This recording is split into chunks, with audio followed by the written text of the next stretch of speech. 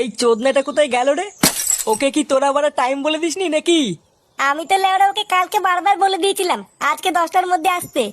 এখন ওই চুদির ভাই যদি না আসে তো আমি কি মাল ছিটবো? আমি বলি কি পল্টুদা, ফুটোর জন্য অপেক্ষা না করে চলো আমরাই দোকানে যাই। হ্যাঁ আমারও তাই মনে হয়, চল আমরা বরং তাই যাই।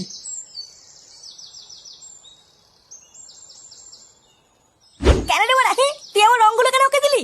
লেওরা আমি সকাল থেকে রংগুলো বেঁচে বেঁচে এক সাইডে রেখে গেলাম, আর তুই লেওরা সেই রংগুলো ওকে দিয়ে দিলি? হ্যাঁ আরে বাবা ফুটো, আমিও তো তোমাকে সেই একই রং দিলাম, ওই রংগুলো নিক না। ভোদা বালের কথা নাকি আমার রঙও নিয়ে নেবে? আমার বড় ওই রংটাই চাই। নে রে, এ তো মহাজালা, এবার আমি কি করি? লেওরা তুই আমাকে চিনিস না, আজকে যদি আমি আমার এই রংটা না পাই তোর দোকানে গুষ্টি গুদ মেরে দেবো। দেখ চোরের বাচ্চাটা আবার এখানে কখন এলো রে?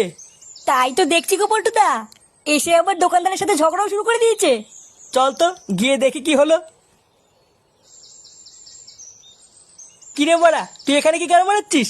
দেখ না বড়া, আমি সকালবেলা এসে কিছু রং এক সাইড করে রেখেছিলাম আর বলেছিলাম কাউকে বেচবি না, আর এখন এই চোদনা সব রঙের কাছে বেচে দিয়েছে।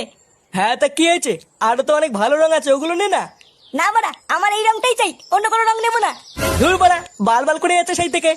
কাকা আমাকে 2 প্যাকেট আবির দাও তো, ওলে ওরে গান মারা গিয়ে। দাঁড়াও পল্টু, দিচ্ছি।